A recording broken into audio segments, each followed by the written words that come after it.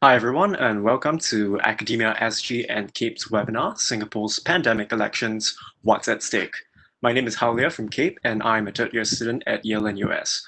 First of all, a very happy Father's Day to everyone, and congratulations everyone based in Singapore for entering phase 2 of the circuit breaker.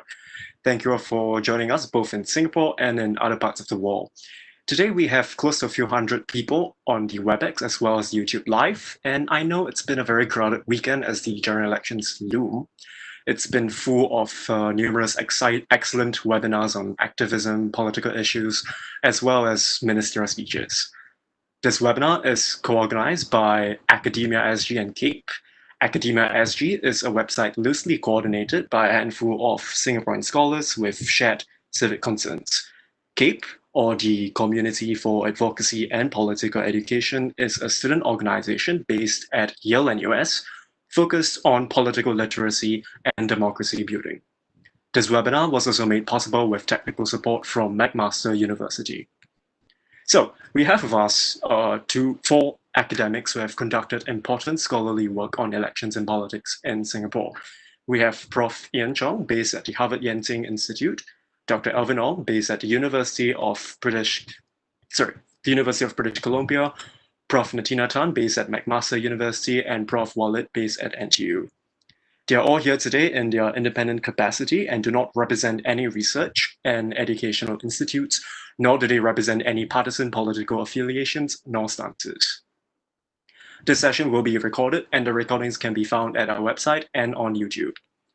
So how today is going to work is very simple. We'll have four scholars speak shortly about their work, as well as some concerns about the upcoming elections.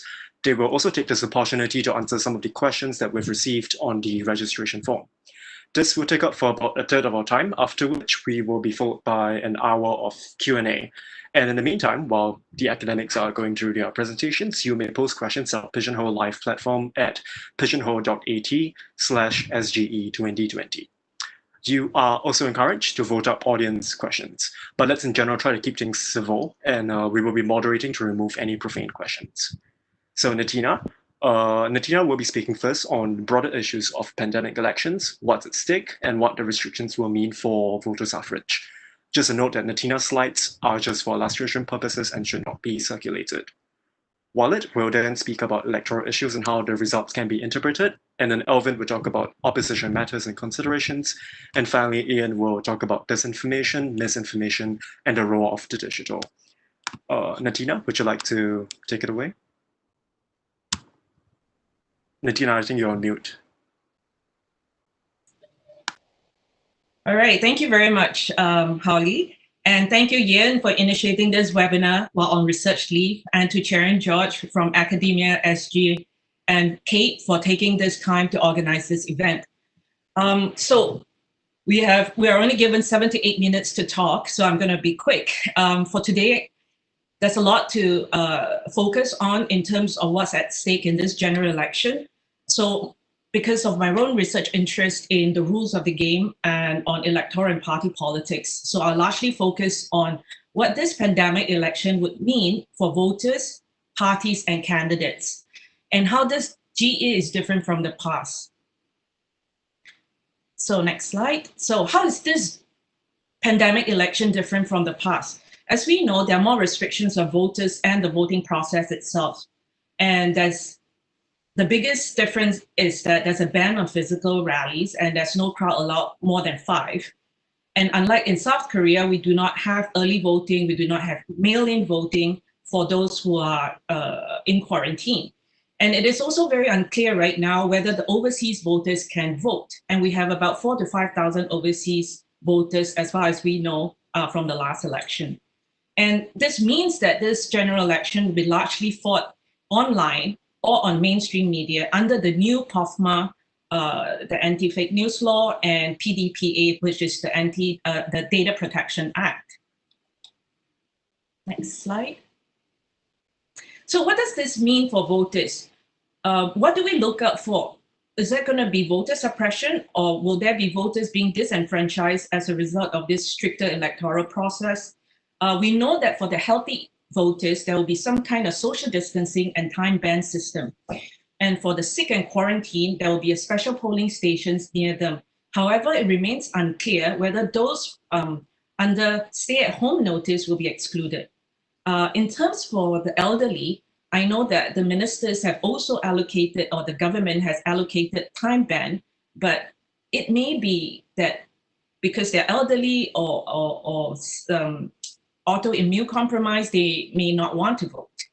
So as I said earlier, that we are still unclear about overseas voters, and also for those who are more digitally illiterate or does not have cell, they may be less politically informed as a result of the restrictions and the lack of physical rallies. Next slide. Yes. So what does this mean for parties, political parties coming in right now? So we know that there will be more airtime, 3 minutes, and also campaign will be largely fought online. There will be no live debate though, which is a shame. And it will be more challenging for new parties to promote their own party platform or their ideas online. And we know for this time around, there'll be stricter online advertisement rules or advertising rules. However, it remains unclear whether the hiring of digital consultant firms, whether there will be use of data scraping, micro-targeting by these different PR companies that are hired by the different parties. Right now, we still do not know in Singapore's general election whether Facebook will be giving Singaporeans the option of taking down political advertisements. And the big general idea of this is that will resource-rich, the early digitalized parties, are they more likely to benefit from this election? So what are the implications for candidates? So given that new candidates are not allowed to go out to do more physical face time with their residents, it is more likely that current politicians will have a name brand advantage. And the more social media active candidates will definitely have an advantage. And it will be more challenging for new candidates to build online following in a short period of time. Next, please. So what does it mean for voting behavior in general? What do we expect? Would that be incumbency advantage? Well, given that there's not going to be live debate on TV, and most of the political information will be on mainstream media and online, there will be likely less political knowledge or information given out. And risk-averse voters are more likely to stick with status quo in times of crisis. And unhealthy voters are also less likely to vote. And this also means that first-time voters may miss out on the energy of the rallies and being able to experience how campaign is like for the first time. All these accumulative variables or factors may result in lower voter turnout. And having very low voter turnout may skew electoral results. And that's the only worry that we have. Next slide, please. So what do we look out for for the pre-GE period? We want to look out for indicators of any unlevel playing field, and we also want to ask for more data transparency and information accessibility. And the things that we can look out for post-GE are whether there has been decline in electoral competitiveness and lower voter turnout and higher voter apathy. So I'll just quickly go through 3 more slides if I have a bit more time. So voter turnout, as you can see in 2020, we have about 2.5 odd million people, but we are unclear how many of them will be out there to vote. So next slide, please. We want to have more data transparency and more people to, more information on who are the ill people, who are the ones on quarantine, how many sick people or old people above 65 might be excluded from the process or decide not to vote, or how many overseas voters would there be? Currently, we have no idea, no specific numbers, and there's no clear rules on whether these overseas voters are able to go to their embassy or the specific stations to vote. And we have no demographic breakdown on the electorate and the voter turnout. So we might want to ask for more data transparency. Next slide. And an indication of greater electoral competition is if we have more parties contesting.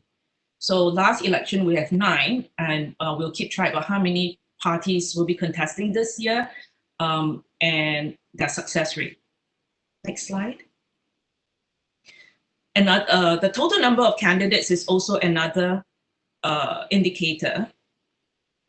So that's a previous slide. Okay, so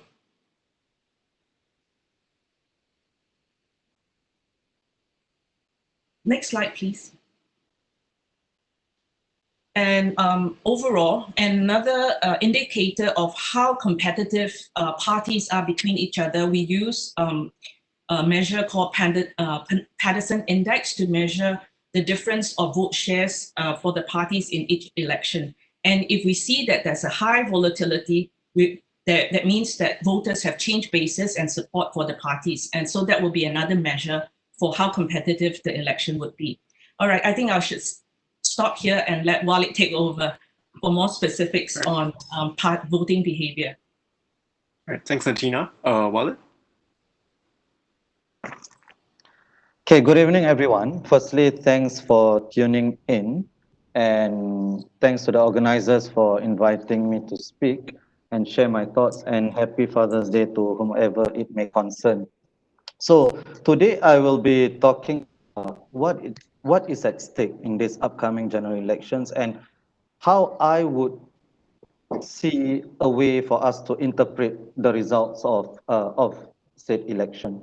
And I would do this by pointing towards 2 historical trends that we can discern from past election and past electoral results.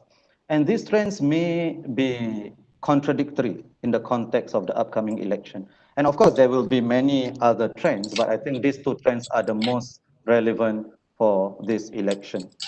And the first is the flight to safety mindset.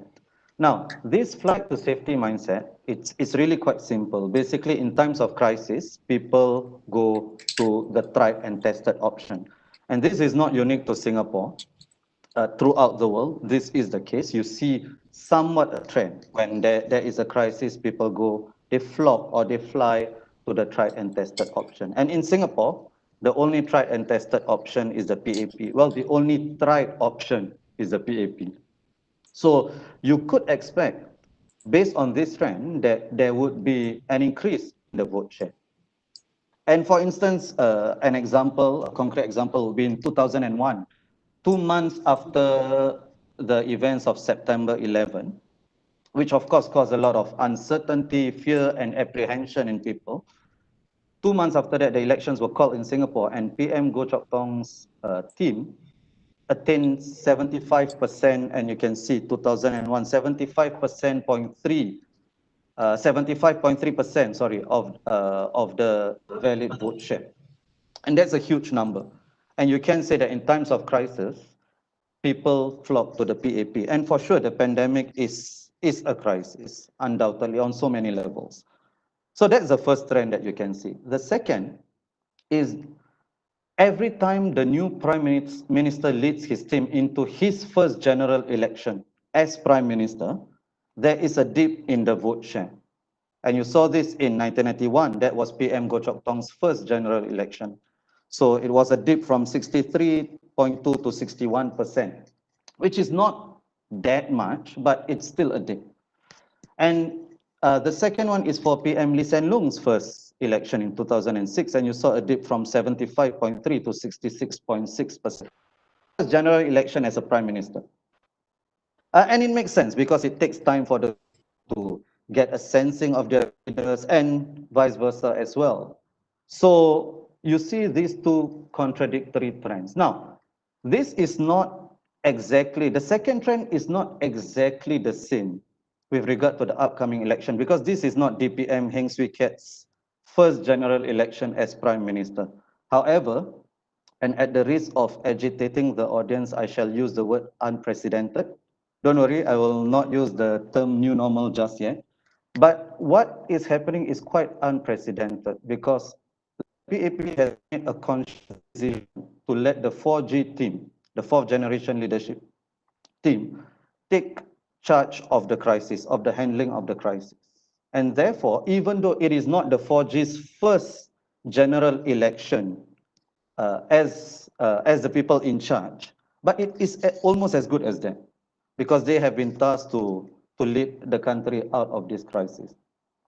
So based on these two trends, basically my punchline would be this, that this this general election, I think it is safe to interpret it as the results, safe to interpret the results as a referendum on the 4G leadership, on how they have been perceived by the public to have handled the crisis, how they have been perceived to handle the crisis, whether the first trend would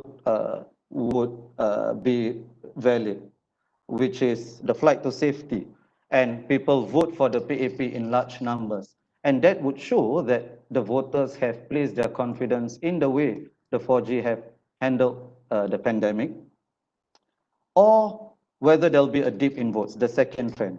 And that would show that there's definitely dissatisfaction with some aspect of the handling of the crisis, and there's work to do on the part of the 4G leadership. Now, when I say that it is a referendum on the 4G in terms of how they handle the pandemic, so there are still multiple facets to this. There is obviously the health aspect, and whether they have managed the health element, the health risks well. And then there's the economic element as well. But there's also a leadership style and communication aspect to it as well. So all of this basically point towards my observation or my prediction that it is fair to interpret the results, the upcoming results, as a referendum on the 4G leadership. Do I still have a couple of minutes, Holly? Or Sure. Sure. Okay. So, and I just want to emphasize as well, in terms of thinking about the results as a referendum on the 4G, there are there are many ways to really cut the electoral, the electorate, right? There are many ways to cut them, whether by class or by gender. But I want to look at one particular way, which is there is the elements of Singapore society that are extremely pro-PAP. For them, probably whatever happens, barring a major catastrophe of 1 MDB proportions, they would vote for the PAP no matter what. And then there's the anti-PAP faction who would vote against the PAP no matter how well the 4G would have been perceived to handle the crisis. And then there's the middle ground, which generally leans PAP, but their votes can change. And Netina talked about volatility. I think when we talk about volatility, it's really for this particular segment of Singaporeans, this middle ground which leans PAP. And I think the referendum on the 4G leadership is mainly for this. I'll be happy to elaborate on this and any other questions later on during the Q&A. Thank you.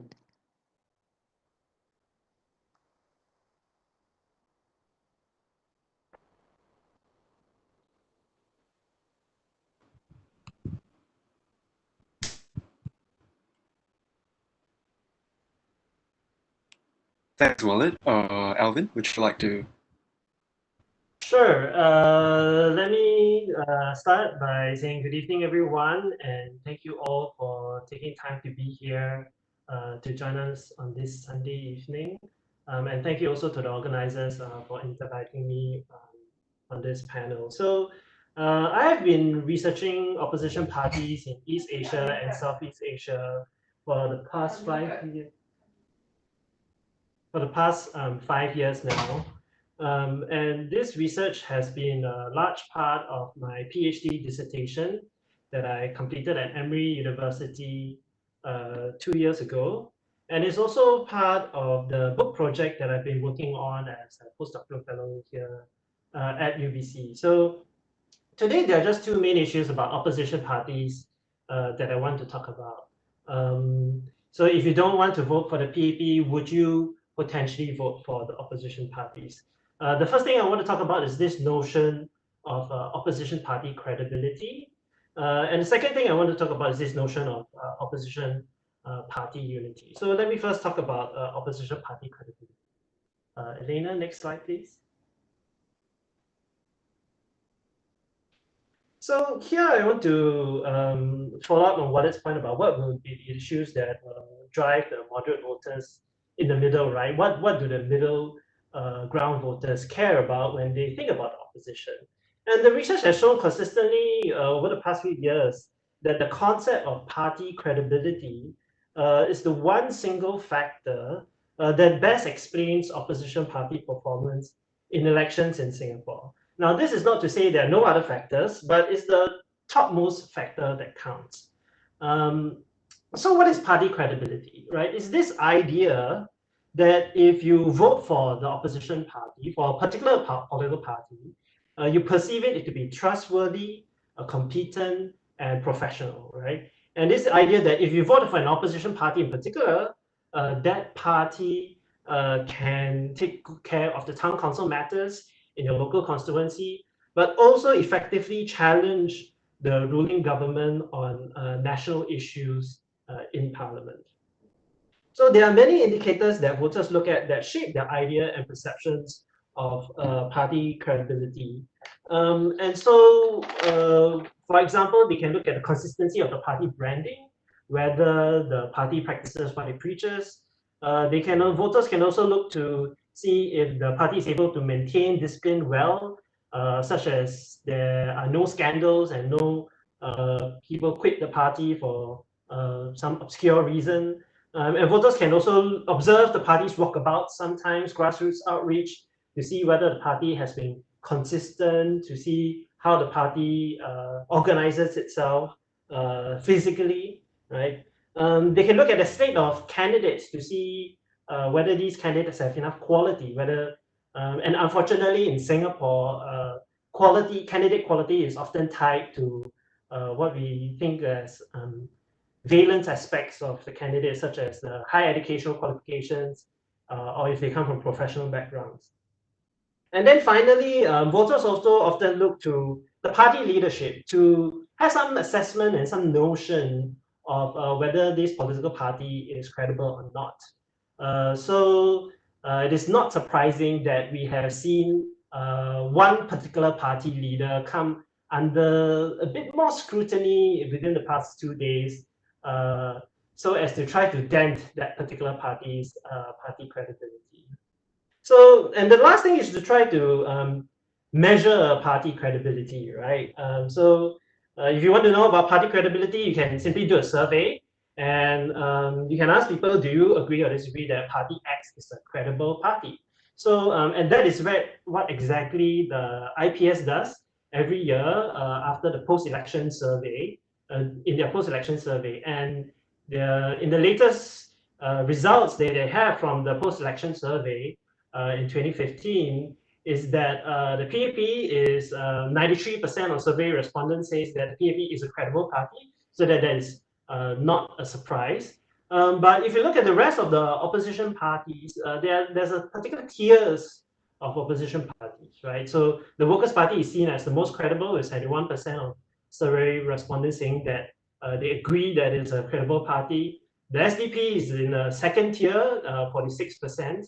And the rest of the other smaller parties, such as NSP, Reform Party, or Singapore First Party, is around 25%, give or take a few percentages, right?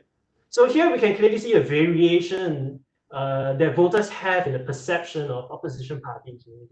And the research has shown that this variation in the sense of credibility actually is the main barometer for the potential performance that we will expect them to have in the actual general elections. So finally, the second thing I want to talk about today is this idea of opposition unity, right? So many people say, well, why don't the opposition parties cooperate together, try to mount a challenge against the PAP? And I think we can try to have a little bit more clarity here by separating into two parts, right? The first is to allocate the districts to avoid tree corner fights. And the second part is to try to have some deeper cooperation in an alliance like in Malaysia, where you have a common logo or common manifesto, right? So I won't talk about that second part too much, maybe in the Q&A, because obviously we're not going to have an opposition coalition this coming general election. But I'll say a little bit more about allocating districts amongst the opposition parties, right? So the main thing to remember about opposition parties cooperating to avoid three-cornered fights is that it is a really rational thing to do. Because opposition parties, they want to maximize their chances of winning. And you have too many candidates contesting against incumbent, votes will be split, and it will reduce probability of winning. So obviously, if you look on the screen at the two figures shown, the situation on the right-hand side, where Party A and Party B coordinate with each other, consolidate their resources in the particular districts that they contest in, is a far superior outcome as compared to the figure on the left-hand side. So Elena, next slide, please.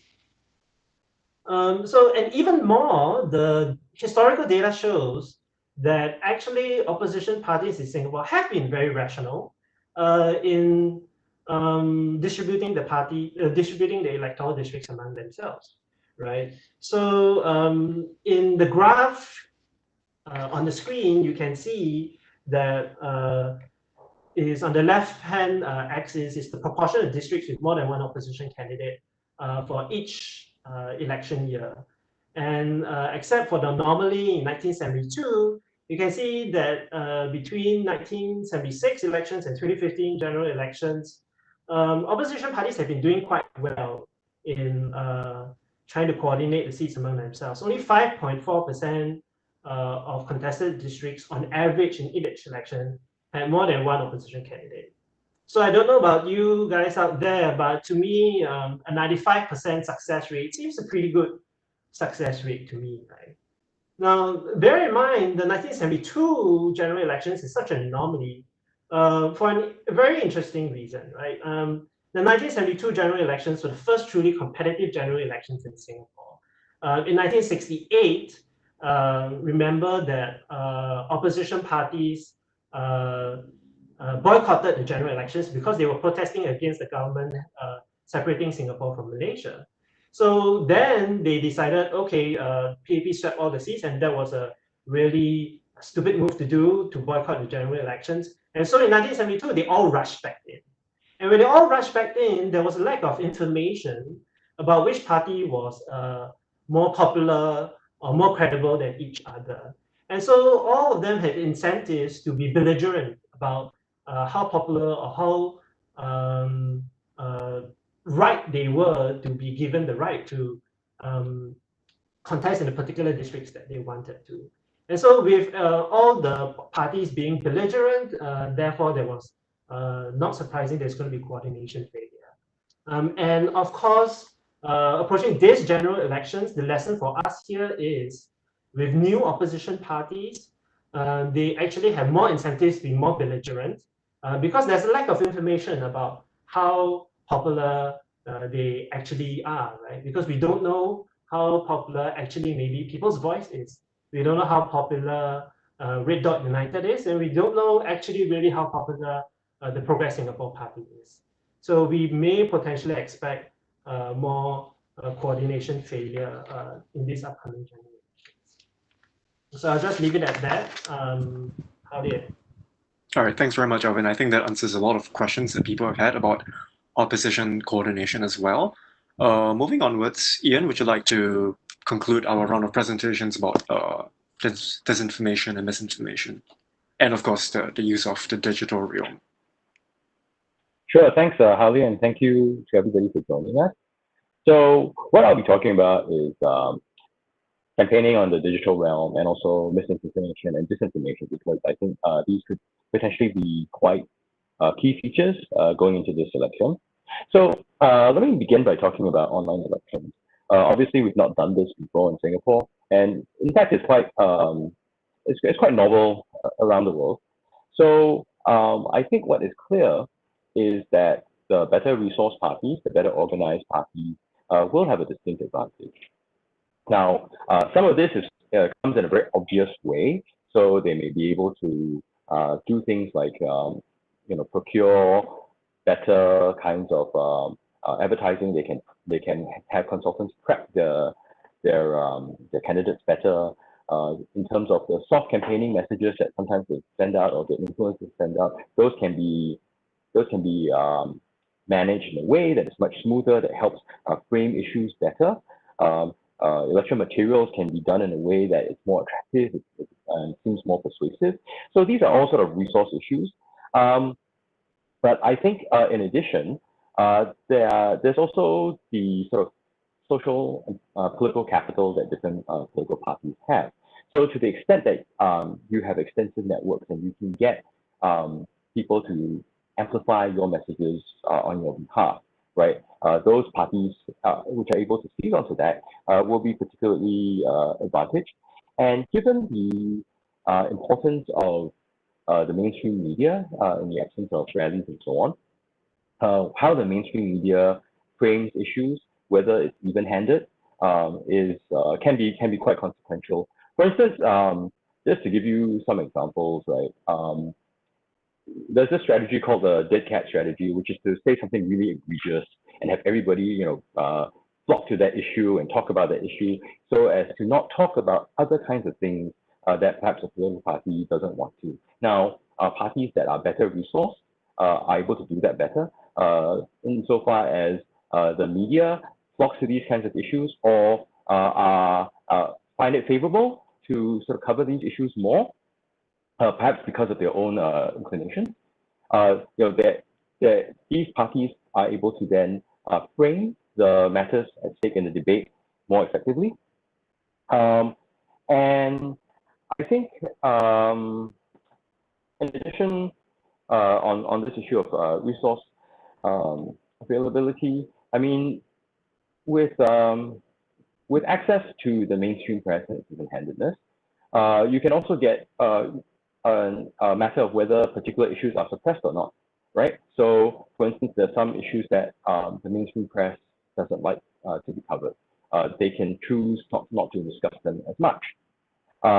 So just by way of example, I mean, I was recently on a television program. I raised this thing about how the ASEAN Parliamentarians for Human Rights had a recent report on the fairness and degree of freedom in the Singapore elections.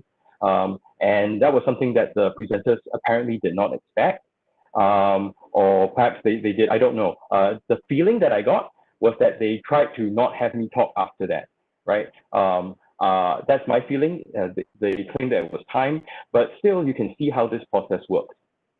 So anyway, moving on, I think in terms of having no rally, that's important as well, because there's what we call a cascade effect. Often when people vote, or people are not sure whether other people share their preferences, but to the degree that they see other people come out and share similar preferences, they feel more emboldened to act. So they may feel more emboldened to vote. So not having rallies certainly has an effect, especially for parties that are newer or perhaps don't have an incumbency advantage. All right. So the other thing with with physical contact with elections is we think about elections as voting, but it's actually a long process. It's a process that involves also communication with others, talking to other people, sounding them out, testing out your own ideas. So what happens online is that we tend to talk to our friends.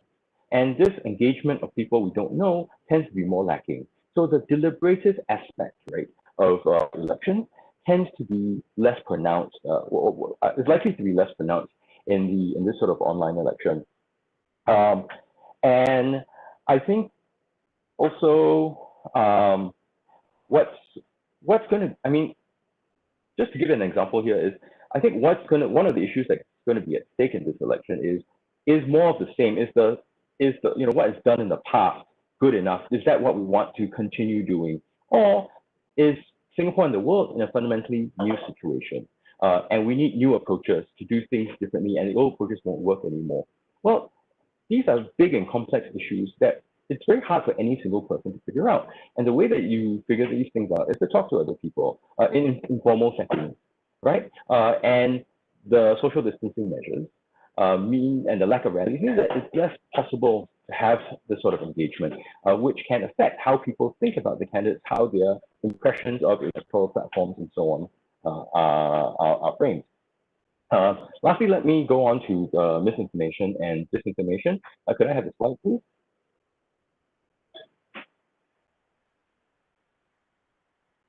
Could you pull that up? Okay, thank you. So I think this is actually quite important for Singapore because the online nature of the election and the campaigning means to say that these issues of what is true, what is false, what is partially true, misleading, these things may play more of an important role because then there are less ways for people to look at alternative sources of information for them to corroborate. So in this regard, I think what other jurisdictions have done, like Taiwan, for instance, they had very robust, independent fact-checking platforms that will look at what candidates say, the degree of truth, what is true, what is false, what is misleading. They'll lay all these things out. But we don't, and they'll, in addition, they also have mechanisms to send this out to other individuals. We don't have any of this in Singapore, unfortunately. So I think what else we have is ourselves, right? We have to depend on ourselves. So what's important when we get information, any source of information anywhere, including the mainstream press and other sources, because they could potentially be wrong, for instance, or they could be misleading, is to have a healthy sense of skepticism. To ask, well, how much of this is true? Can I believe it? Doesn't mean to say that you necessarily look at something that is disconcerting or disconcerting as false, but to say, okay, maybe I want to consider how to do so. Don't get angry. Think a moment about why you agree or disagree, and look for independent sources of corroboration. Are other people also saying this? What do other people have to say? Because there can be multiple understandings of a similar issue. Preferably, you can discuss this with your friends and others, but as I said, the discussion part is a bit more constrained here, but do that nonetheless. And it's okay to be wrong. It's okay to be wrong in your first blush. Learn, discuss, update your information. That is something that's very common. That's how we learn, essentially. So do those sorts of things. And also the other thing, I suppose, that it's important for us to remember, and perhaps especially important for us to remember in Singapore, is to learn to agree to disagree. Often we get very riled up. We look at things, oh, this is wrong, this is disloyal. But that kind of reaction plays into effort to manipulate emotion during elections. What people need to do is to understand, look, people may have a different opinion from me, that's fine. I can try to persuade them, but ultimately if they disagree, that's fine. It's their freedom to do so. Just like I don't like other opinions being imposed on me, I shouldn't be doing the same on others, right? So this living with difference and this willingness to be more open and to talk about ideas is usually helpful for addressing issues of misinformation and disinformation. The difference being that disinformation is purposeful, it is targeted to send a certain message. Misinformation tends to be information that is wrong and people don't realize it's wrong, and it spreads and it may create false impressions. But there can be sort of, and these can happen on various platforms, right? One is you can possibly see it come on your WhatsApp channel, your private messaging channels. And we saw this actually before in G2015 with the bookies odds and the claim that the Workers' Party was going to support same-sex marriage when it won. None of these were true. Other ways that misinformation or disinformation comes about can be through misunderstandings of sort of popularly expressed and public information. For instance, I think we saw this with the US election where the Clinton campaign kept on trying to have to explain whether one of their campaign manager, Leon Panetta, was a pedophile, whether the fact that Clinton was willfully negligent in Benghazi, and things like that, that the mainstream media latched onto. And again, none of these were true. So it's important, especially for voters, to keep a critical eye during this election. I'll end there and take questions. Thank you. All right, thanks very much, Ian, and everyone as well. Perhaps, all right, so we shall go into our Q&A very shortly. We've got limited time and a lot of questions, but we'll try our best to cover as much ground as we can. So on that note, I will be assuming the role of a benevolent dictator and be sure that our speakers keep to the time. All right. Okay, so we've got a lot of top voted questions in Pigeonhole Live, but perhaps to start us off, this is a question that's come up repeatedly among participants in the registration, and it's something that we care about quite deeply at CAPE as well, about in terms of democratic processes. So it seems like these elections are happening, under additional crisis restrictions, and it's objectively not a very level playing field at all. In fact, critics, as Ian you've brought up, critics such as the ASEAN parliamentarians for HR have gone so far as to say that this is not a free or fair elections, right? What does this mean at all for democratic mandate, right? And this is a government that hedges itself upon electoral legitimacy and has literally been saying mandate, mandate, mandate. It's the reason why we've got to go to polls, right? So where is the mandate in this playing field, right? And or does it matter at all? That's directed towards anyone who's interested, really. Okay, I'll go first. I think for sure there are some things which can be improved in terms of making the playing field a bit more level. For instance, I don't see a need for 5 or 4% GRCs. I am in principle in favor of the GRCs because of minority representation, but I think you can have a 2% GRCs and it would do the job nonetheless. You can go on and on about many factors, structural factors that perhaps the opposition's chances. Having said that, all of these have been consistent throughout. All of these impediments are consistent throughout the years, right? Yet you see the vote share fluctuating, or it's a bit volatile.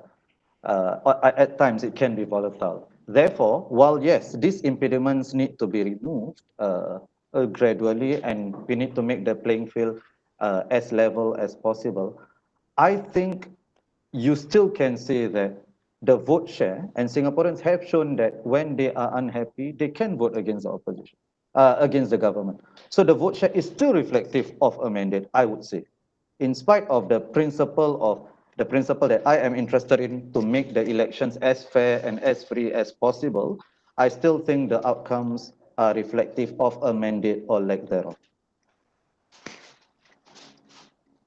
Yeah. And from me, I think just to follow up a small point from Walid, whether it reflects on the mandate or not. I think there has been some survey research done that although Singaporeans recognize that there are these impediments and an uneven playing field, I think the majority of Singaporeans, according to those survey research, know that, sorry, let me rephrase it. The majority of Singaporeans do not really think that these impediments are a big deal, right? That a majority of Singaporeans, although they recognize, they may know that perhaps some gerrymandering takes place. There are too large GRCs that impede the opposition. But overall, because everyone is subject to the same rules, the PAP is subject to the same rules as the opposition, most Singaporeans do not think that it's a big deal. And I would say, therefore, if you want to talk about whether the mandate is weakened or strengthened, I would say it doesn't really factor that much into the calculations. Of course, others may disagree, and I'll be interested to hear any other views who disagree. Ian, you wanted to say something as well? Sorry. Yeah, I wanted to say something about the mandate. Now, there's this big claim on having a big mandate, but and how it's important. But what I'll say too is the mandate and what a party can do in parliament are two distinct things. So mandate, basically, they mean overall vote share. But if you think about the way that our parliament works, and we have slides on this that you can see on is that as long as a party has a simple majority, it's able to pass through any legislation. So and in our case, with 93 seats, it's 47 seats for a simple majority. And so the only difference comes in when we have need to amend the constitution, and there you need a 2/3 majority of the elected parliamentarians. So that's about 77 seats. Why I give you the numbers is because for regular legislation, it doesn't matter whether you have 47 seats or 76 seats. The outcome is the same. It's only when you want to look at constitutional amendments, then getting more than 76 seats starts mattering. So sometimes the mandate and talk about confidence, it obscures the fact that the work of Parliament is not really affected by the mandate. And for most of the laws, most of the time, as long as you have a simple majority, that's good enough. So I'd like to quickly add on the topic about mandate. And as I spoke earlier about the importance of debate between parties, I think one of the key issues right now that it's not very clear what is online for this particular election. Is this going to be an assessment on how the government has handled the pandemic, on how well this group of leadership has governed and treated everybody in Singapore evenly and fairly and as best as they could, and how do Singaporeans feel about how the government has fared?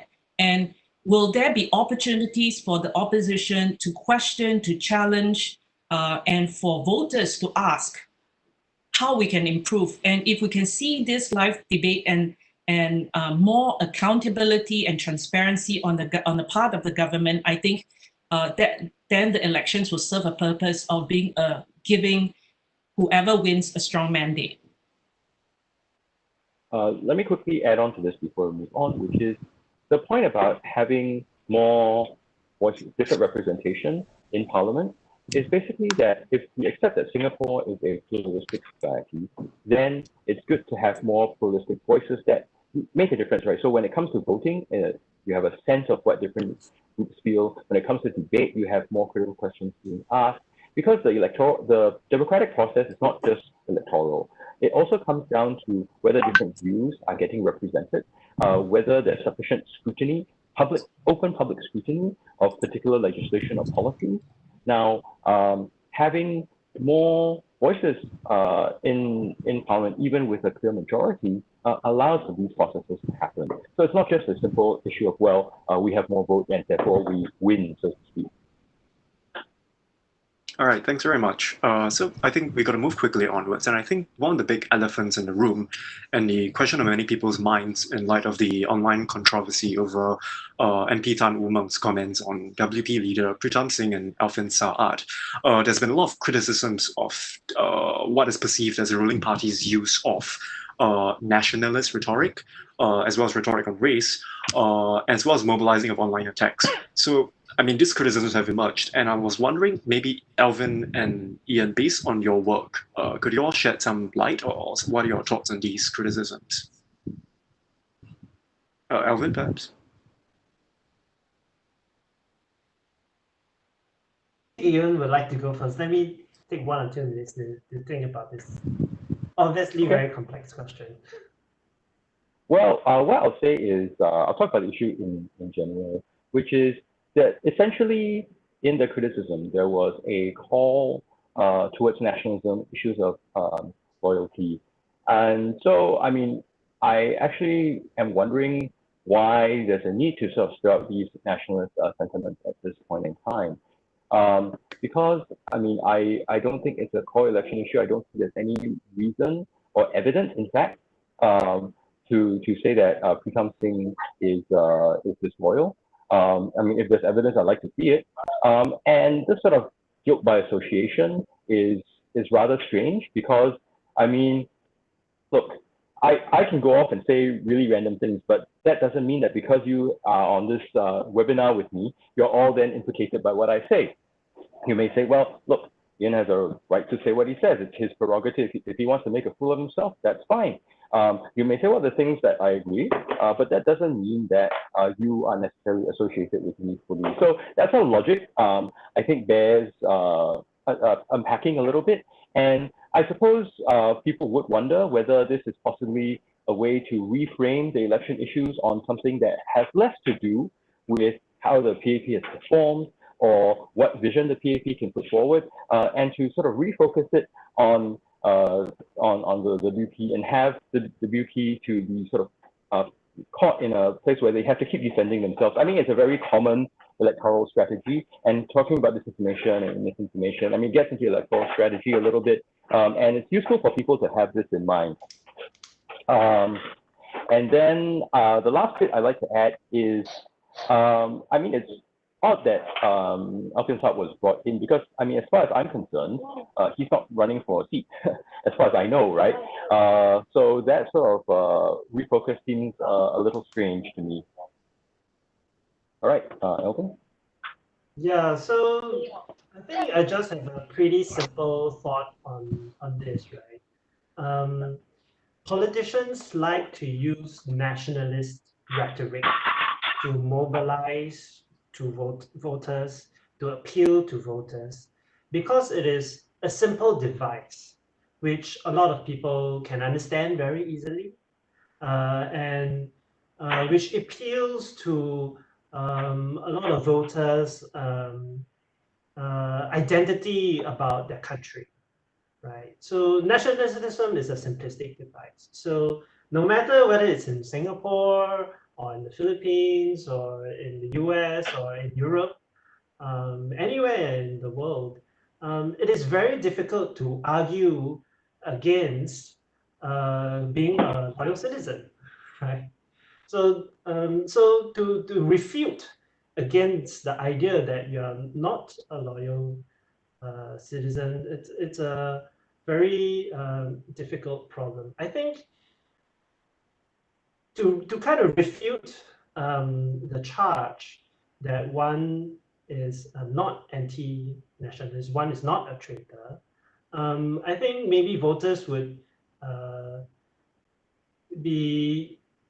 may want to keep this particular line in mind, right? And this particular line is that, for just to apply to Singapore, being critical of Singapore and being critical of Singapore's policies is not anti-Singapore, right? It is precisely because we love Singapore and we want to help Singapore improve.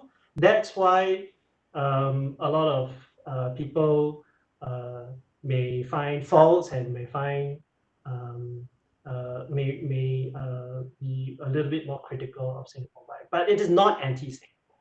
And if people recognize that simple line, I think everyone will be a little bit better off. Let me just quickly add before we go on is on that exact point is that what loyalty means can be different for different people. What unity means can be different for different people. So it's important to think about that. And just to give you a very extremely quick illustration of how this thing of forcing people to go on defense works. I mean, Walid, why are you always disparaging me? I mean, Walid, why are you always disparaging me? I mean, seriously, I mean, I don't get this. So when I do this, Walid will be forced in a position where he has to defend himself, right? So this is a very common tactic, and you can see how it works. It works in argumentation as well. Sorry. Okay, can I Walid, on something? Yeah, sure. Okay, so I have a few comments. One is I wanted to reiterate what Alvin said, which is not everyone who has a different point of view is a traitor. In fact, people who are critical usually do so because it comes from a position of love. You can disagree with them, but there's no need to impugn intentions. Now, I don't need to defend Alvin. I think he is more eloquent and articulate than I am. He can do the defending himself.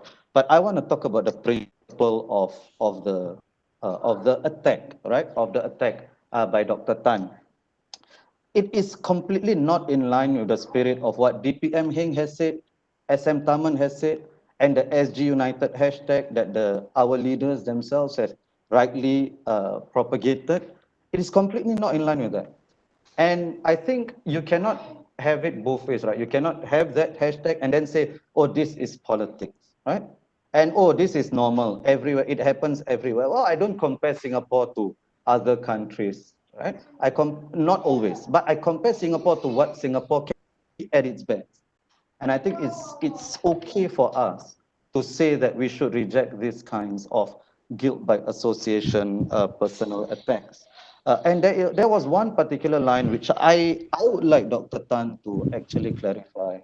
When he said, and I don't want to misquote him, so I'm going to read it. This man grew up in Singapore. Singapore gave him his education, and he earns a living here. An education and a living that is denied to many minorities in the region. I cannot speak for other minorities in Singapore. I can speak for myself. As a minority, I found that those sentences a bit disturbing. It's almost as if, oh, you're a minority, be thankful for what you have. Other minorities do not.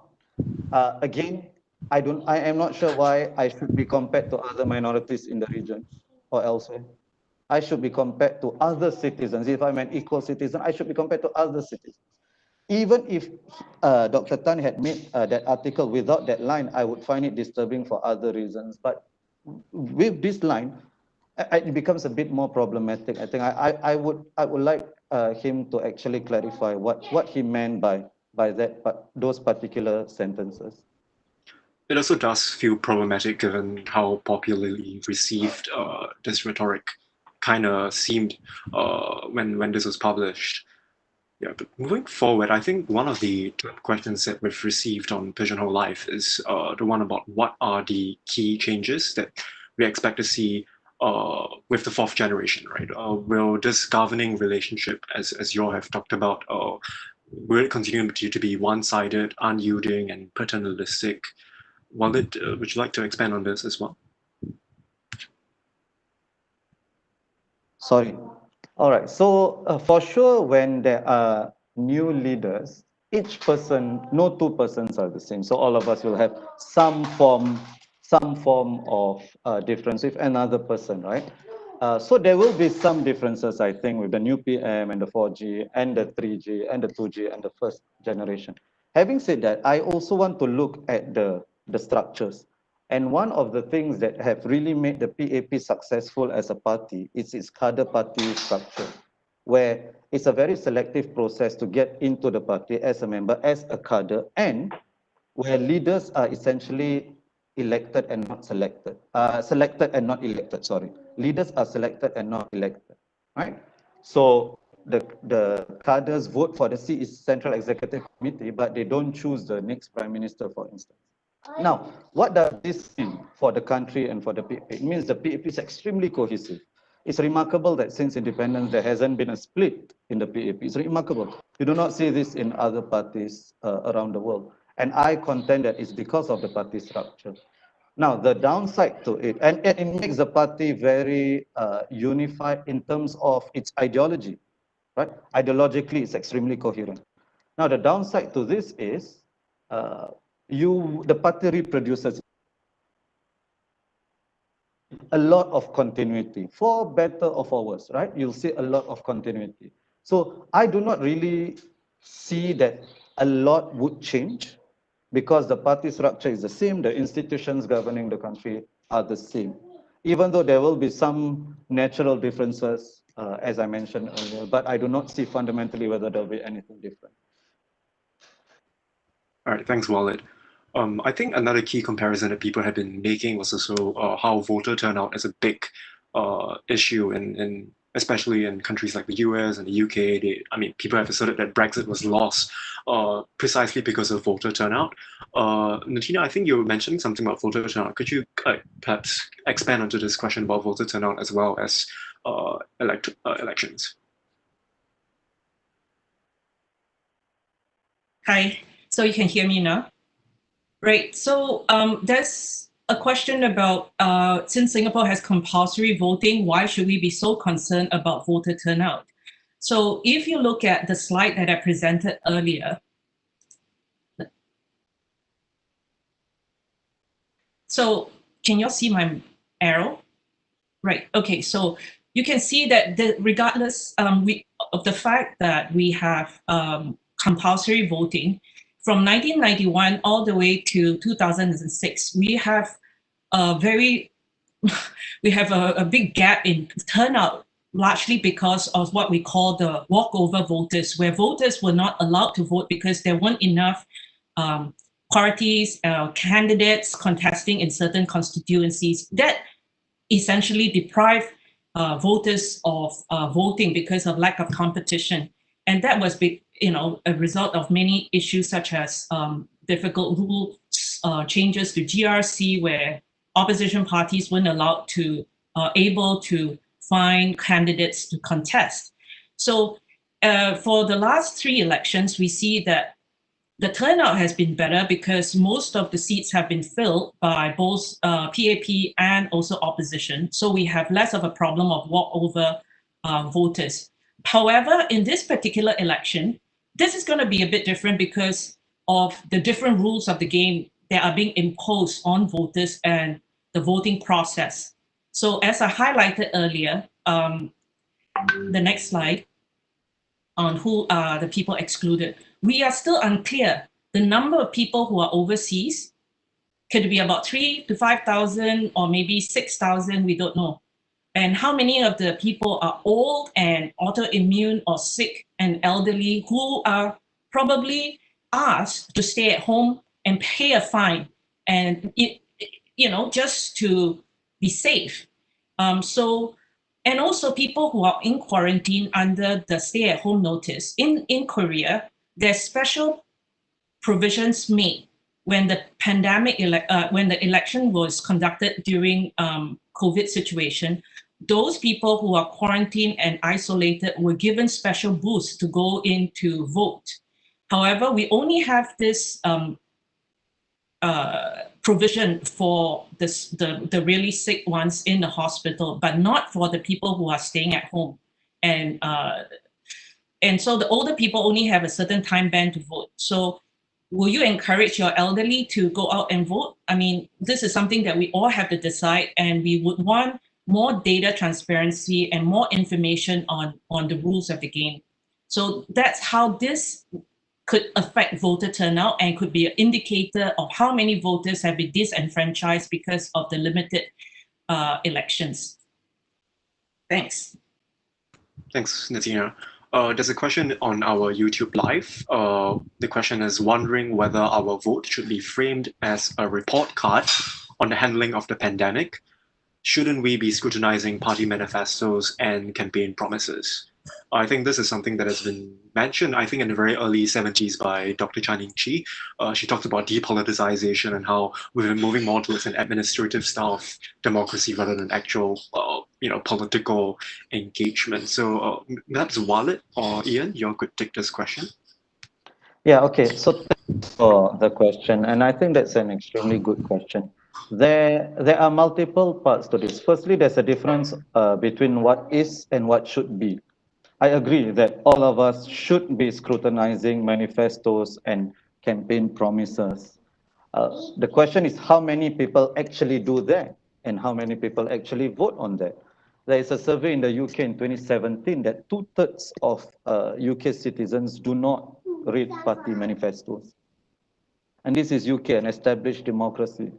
I would expect the numbers to be higher than in Singapore than in the UK. So I think, yes, in principle, we should be doing that and we should be voting on that. At the same time, I do not think that happens. And for many reasons, people do not have the time or they just are not interested enough. But also, judging the government, how they have handled the pandemic, I don't think it's an irrational thing to do at all, because it also, more so than campaign promises or manifestos, that is actually a good gauge of how the future as well. So I don't think that a strict dichotomy between them. And also the small matter of parties promising something in their manifestos and not living up to it. The best example, I mean, is the Pakatan Harapan government, right? They said they made all sorts of promises because they knew that they were not going to be elected, right? So yes, manifestos matter, promises matter, but other things matter as well. And I think I still maintain my stance that a lot of people will be voting for the government based on the reaction, for or against the government based on the reaction to their handling of the pandemic. Ian?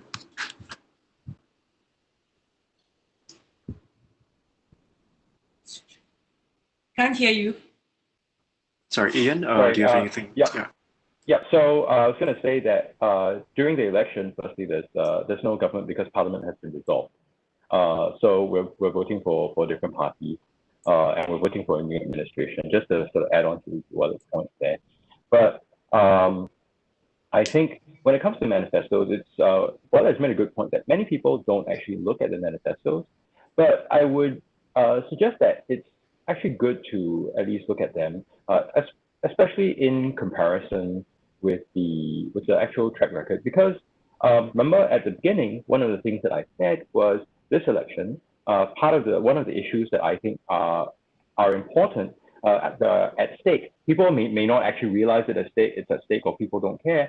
But I think what's really important is whether more of the same in a world that's rapidly changing is what is good for Singapore, or whether Singapore needs to fundamentally rework the way that not just our economy, but our politics work, right? So, and it's not just outcomes, it's also processes, how we get there. So how do we have a clue on what this future might look like? Because we're essentially being asked to make a gamble, make a bet on the future. Well, this is where the manifestos are useful. If you look at what the promises are, what the approach is, what the tone is in the manifestos, it will give you a sense of what these different parties think the future looks like. And so if you are trying to decide, okay, what kind of future do I want? Is the past, good enough? Well, one clue would be to look at the manifesto. And so when these different parties are in office, meaning to say that they may form the next administration, they may be in opposition, what kinds of issues will they be raising? What will they be trying to represent? So insofar as these matters are important to you, you might want to have these parties be an active participant in Parliament, being able to shape legislation. I mean, one of the things that we don't see as much in Singapore is amendments to a legislation that is on the table that's being debated. But that's something that could happen. And when that happens, it matters whether what voices are being represented on the floor. So yes, do take a look at the manifesto. That's why I think they are actually important. Right. So just latching. If I may jump in. Yeah, sure. So just to build on Ian's point as well, yeah, I think I fully agree that it's really important for all voters, particularly those in the middle ground who have not made up their minds, to really scrutinize the manifestos of the different political parties, simply because at the basic level, they should be informed and they should care about what these political parties are representing.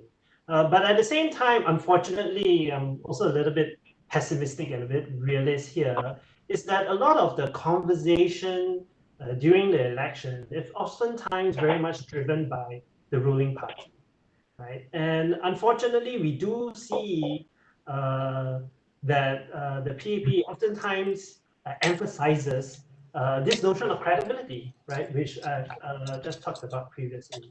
So you can see these two things as kind of two baskets of things which are kind of in tension with each other, right? So if the ruling party talks so much more about party credibility, whether you can trust the person or not, what the person represents, what kind of views the person has, right? Trying to dent the person's a particular person's credibility, then the oxygen gets sucked out of the room, and it's very difficult for opposition parties to pull the conversation away to say, hey, actually look at our policies, right?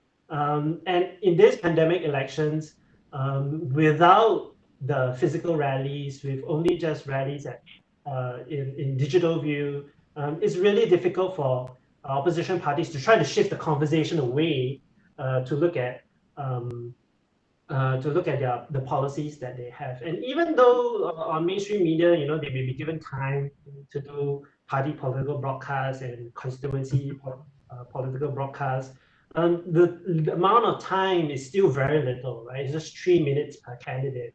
I mean, I don't even know if I can introduce a person or a place in 3 minutes, right? Much less all the grand plans they have. So Unfortunately, the opposition parties will have a very difficult time, I think, trying to shift the conversation. But they should still try to. But nevertheless, it will be a tough job for them. Latching on very quickly to that question, one of the more popular questions is about how our political culture has become increasingly brutal and authoritarian. Appeals to the government to deal with this seems completely futile. The question is, what can any of us do to undo this? Any takers? Maybe I'll go first. This will probably be in line with one of the questions about youth. What can youth do or first-time voters do? Do the votes of youth matter, right? Given the past track record of landslide kind of electoral performance by the ruling party. Well, I would like to strongly encourage the first-time voters to seek out and to actively check out the party platforms of the different parties and also the new parties and the candidates that are online right now.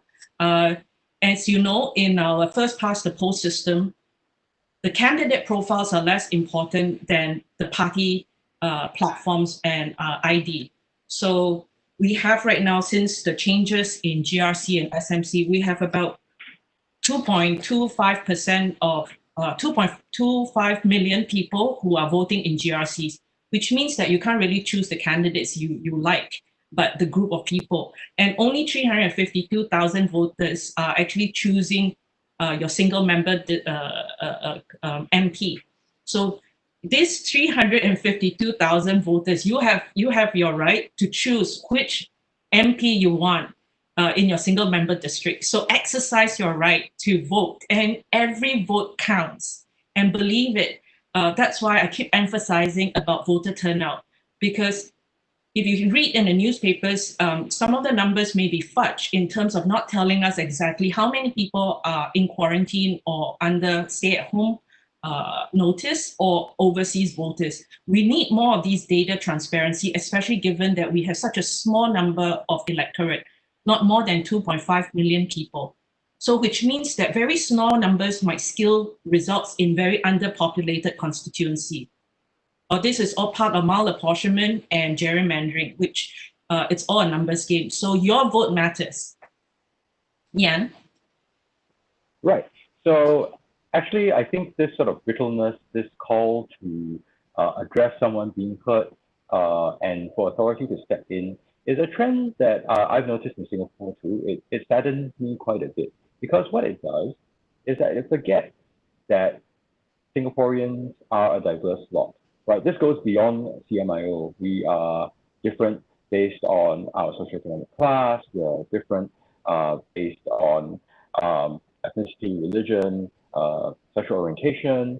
We are different, increasingly different too, because of the way that families work, in the sense that I think 1 in 5 marriages in Singapore are with non-Singaporean citizens. So there's increasing plurality in Singapore, and in that kind of context, what we need to do better, what unity, at least to me, means, is the ability to live with each other. You don't have to like other people's opinions, but at least to say that, okay, they can say this, I can try to argue against them, but they have a fundamental right to say what they do.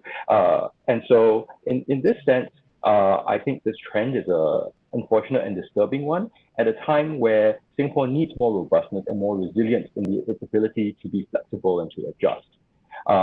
And the view that there should be one single almost monolithic view is really cuts against that. And this gets to the issue of youth. The youth vote. I think the youth vote can matter, and it can matter before the elections. So yes, single member districts is one thing, but the other is, go and ask the candidates, what is their position on people taking a different view? Be public about it. The more everyone knows, I talked about the need to discuss and have more information. Well, this is it. Go ask the different candidates. Go ask the different parties. What happens when someone has a different position from you? What if you disagree fundamentally? What are you going to do? And when you see disparaging comments that seem actually distracting, right? So they talk about issues that are not core. You ask why are you doing this?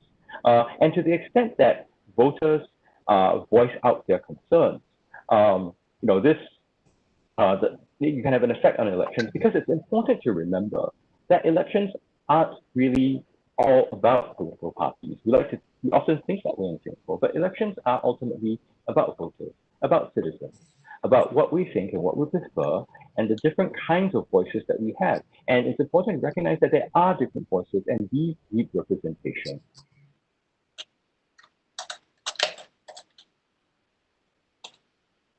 Sorry, Walid, you had something?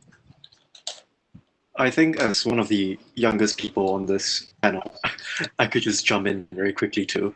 I think I can't speak for youth, right? I don't think it's even I don't know whether it's a coherent voting bloc, but at least within my circles, I think it's not as simple as, the youth are apathetic as the TikTok generation. But I think far from it, this penetration of the internet and social media is an entirely new, has injected entirely new dimensions of socio-political awareness and social justice consciousness. And I see this huge outpouring of active political interest in both bread and butter issues as well as other progressive causes, which I think is arguably also bread and butter issues in my circle and among many people on that I see in my generation itself. Right, we have so much interest and activism, whereas across an entire spectrum of things, from racial injustice to racism in Singapore, gender rights, sexual misconduct, migrant labor advocacy. That's answering another question as well as climate change. I mean, for example, Singapore climate rally, right? That happened at Hong Lim Park last year. That was the first time in our history where you had a student organized rally at Hong Lim Park, the first time in history, right? And it had up to 3,000 attendees at the park. So there's really a lot of organizing that's happening leading up to elections, particularly around climate concerns, that's being led by the Singapore Climate Rally as well as Speak for Climate. There's also this great push recently on Green Watch, which I think we can look at later as well. It's about trying to connect climate concerned voters with the same constituency to learn from one another and to organize collective action to push them towards more ambitious climate commitments. So this is being done towards perhaps causes that are not typical of other voting blocs, but one that's particularly salient among people of my generation and my age group, I guess. Yeah, so perhaps moving on, another popular question on the Pigeonhole is about political transition. Wait, we've already answered that, sorry. Let's see. Yeah, okay, political transition. How much should voters focus on the transition to the 4G and the new Prime Minister? Right. I can do that. So I think the fact that we have a new slate of leaders coming up is clearly important, but in some ways, in Singapore, we like to, many elections around the world, people like to focus on personality. But I think it's also important to look at what these individuals stand for, right?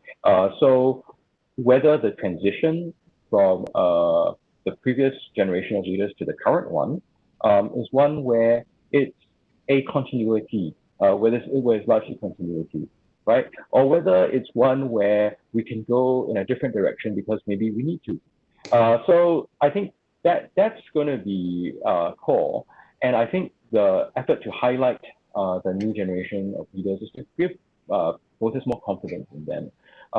So I suppose they've been upfront in terms of trying to deal with the pandemic. But what I really don't get a sense yet is where they intend to take Singapore. Because if we're forward-looking and we believe the world is changing, then that vision is actually important. And I think more about that vision can be discussed in more concrete and specific terms.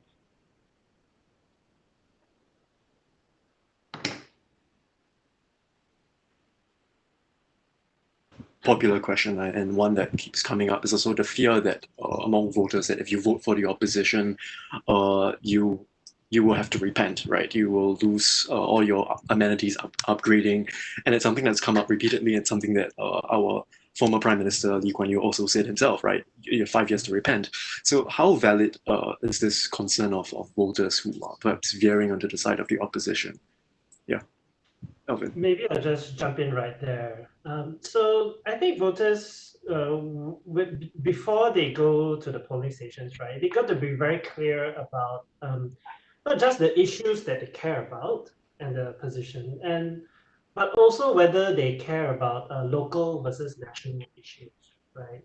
So if you do care about repenting over, the poor town council upkeep of your constituency, then you have a legitimate reason to maybe stick with the current ruling party, right? So if that is what you care about.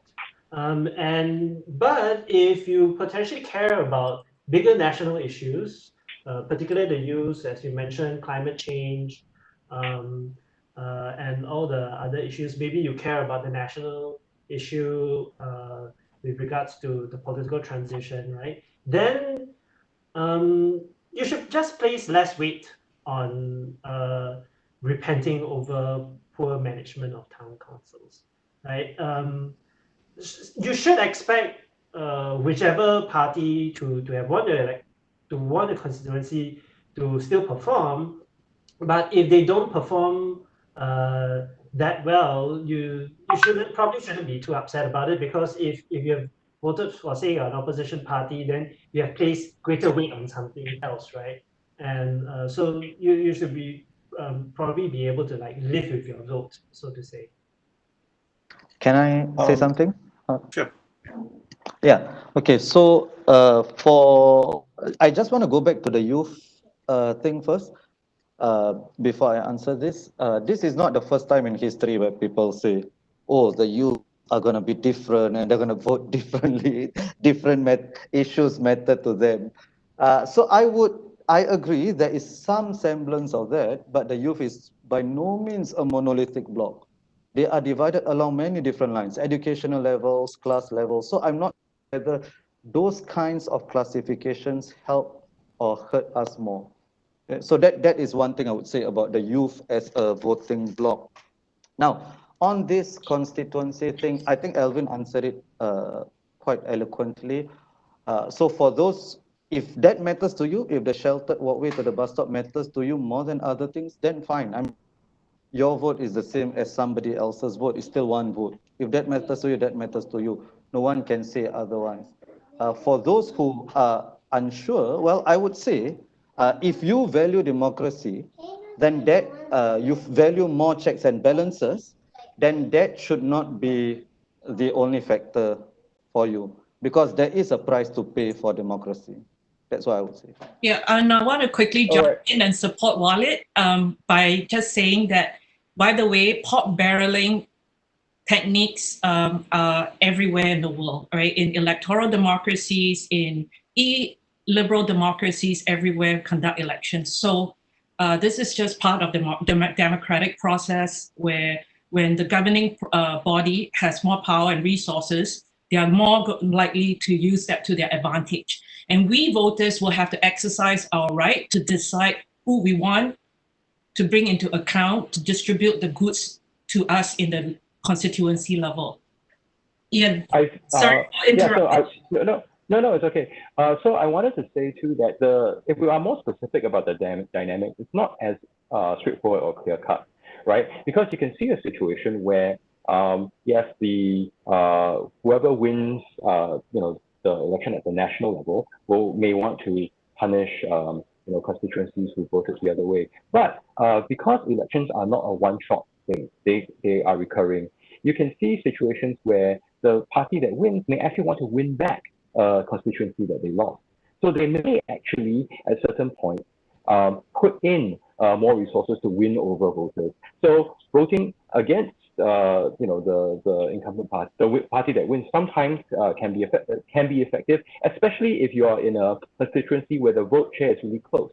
That's one. The other is there's an issue of the different constituencies not being the same. So constituencies where that they've been newly upgraded, where they've recently had a lot of amenities, then this whole issue of renewal isn't so much of an issue, right? You are more free to think about other concerns. For constituencies that are perhaps more in need of such renewal, those might weigh heavier. So it's important to sort of disentangle some of these different dynamics at work. So very quickly, there's a question for Walid on the middle ground. Is there a middle ground, and what's the size of this middle ground, if any? Okay, so that is a question that I anticipated since I brought up the term, borrowing from Bertha Hansen, of course. I think it's difficult to say for sure, but I would say the 2011 presidential elections sort of gives us a rough view of where the percentages lie. So the 33% or so who voted for President Tony Tan, who was the PAP-backed candidate, I think for sure they are the hardcore or pro-PAP. And those who voted for Tan Ji, say the 25%, very anti-establishment, I think. So the ones who voted Tan Cheng Bock, and Tan Cheng Bock in 2011 is not Tan Cheng Bock in 2020, right? Tan Cheng Bock in 2011 was considered the PAP light. He's still, but he's more associated with the opposition today.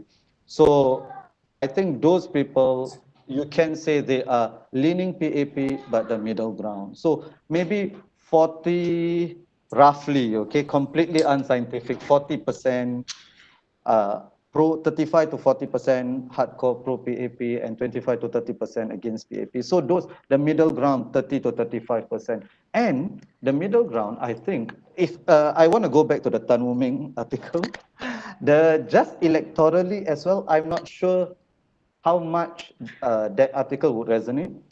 I think it would not change the two camps, right? The pro and the anti-PAP camps. For the middle ground, I'm not sure whether that helps or hurts PAP. My suspicion is it doesn't help at all electorally. So the middle ground, I think, is the ground that should be fought for.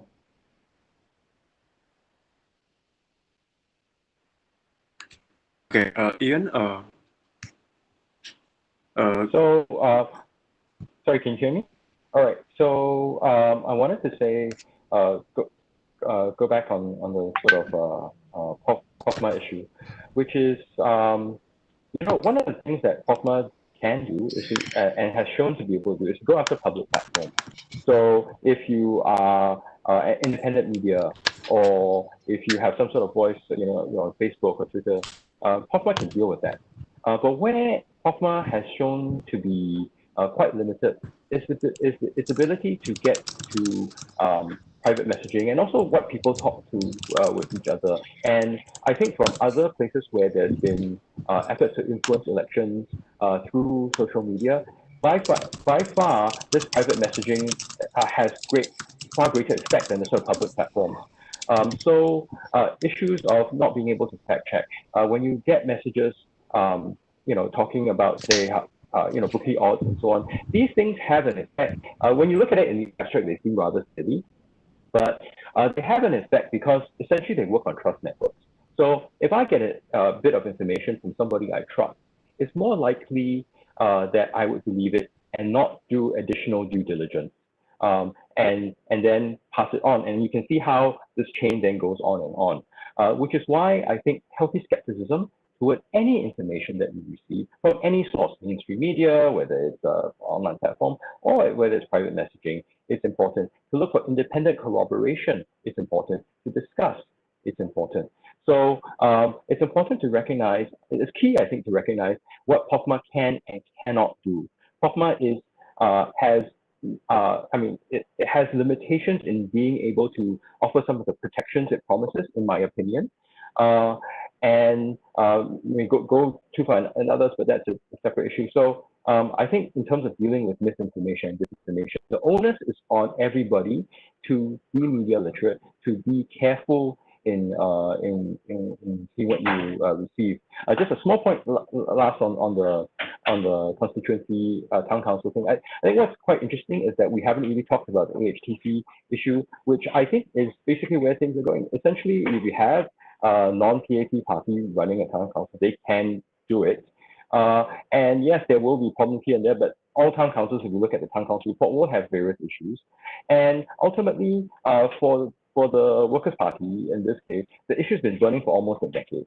There's been no criminal charges. Civil suits are a different thing, which suggests to say that, well, maybe the world hasn't ended.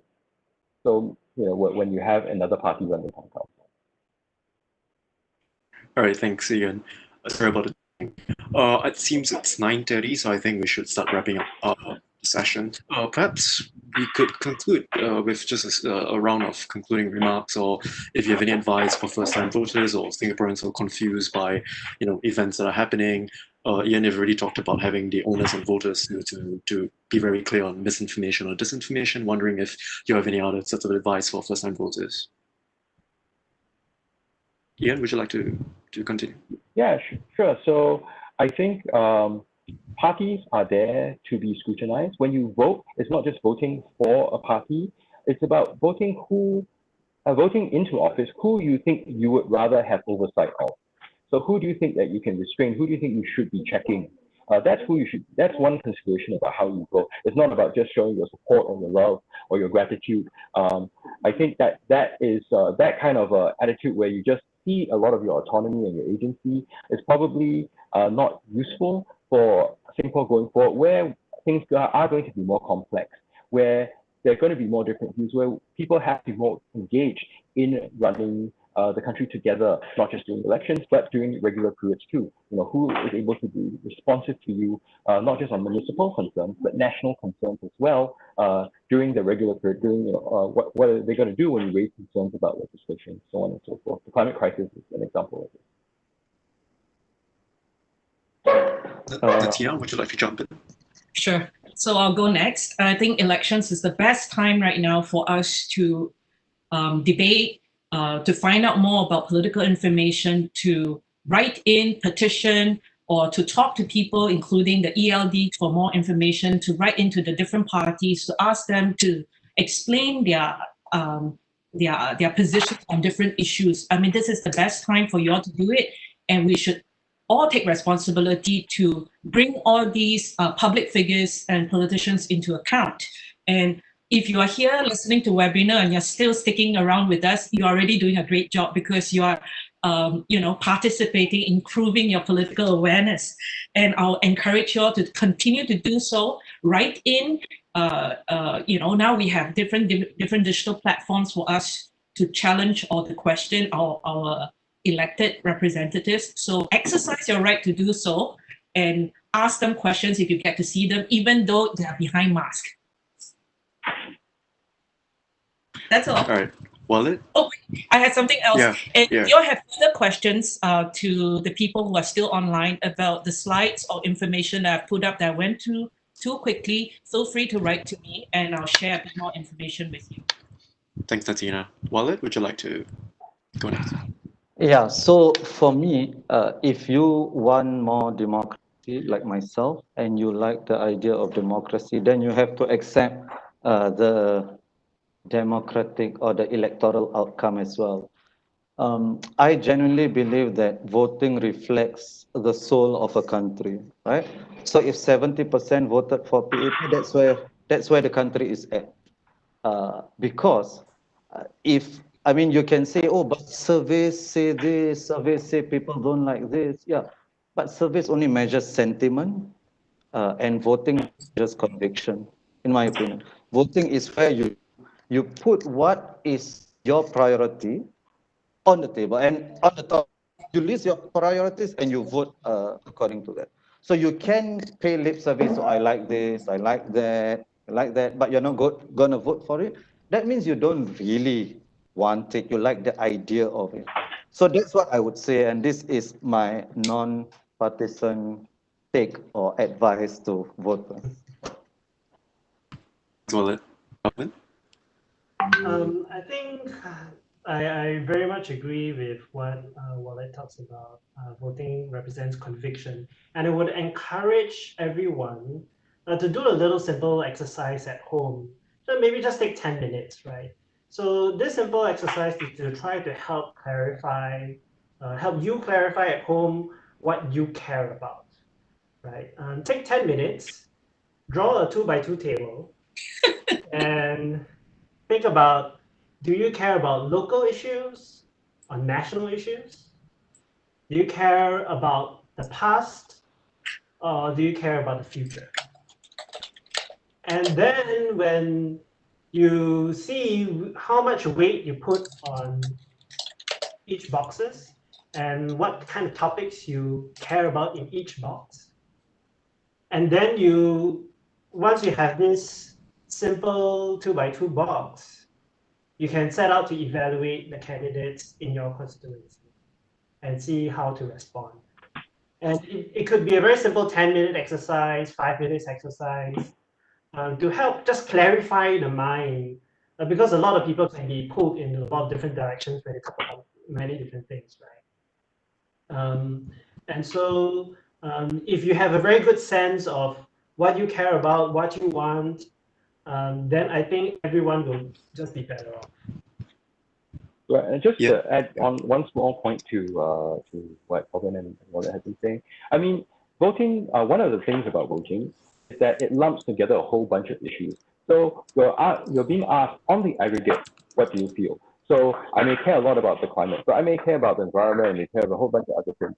And in this prioritization, I may say, okay, well, maybe my interest in climate will have to be sacrificed.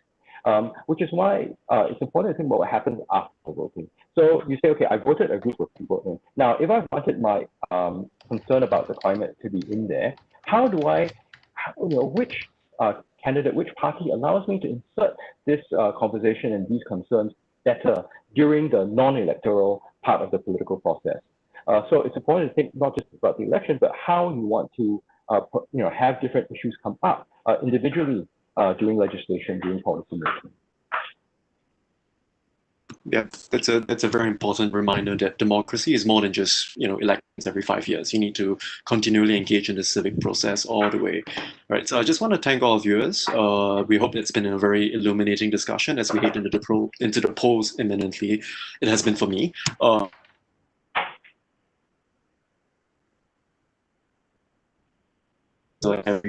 Posting an extensive bank of resources soon as well that you can access and inform yourselves. Let's thank all our speakers. And before we close this session, I also like to do a quick shout out to Green Watch. It's a campaign by Singapore Climate Rally and Speak for Climate. For those who lament the failures of youth, these guys have been doing amazing work organizing and tracking policy commitments towards climate issues, and they'll be launching a neighborhood Green Watch initiative to connect voters of the same constituency with one another who care about climate issues. So yeah, check them out, tinyurl.com, neighborhood Green Watch. And with it, we hope everyone's had a pleasant Father's Day and a pleasant week, and have a great week ahead. Thank you all, and good night, and good morning thank you. if you're in the US or Canada. Bye-bye. Bye-bye. Thank you. Bye-bye.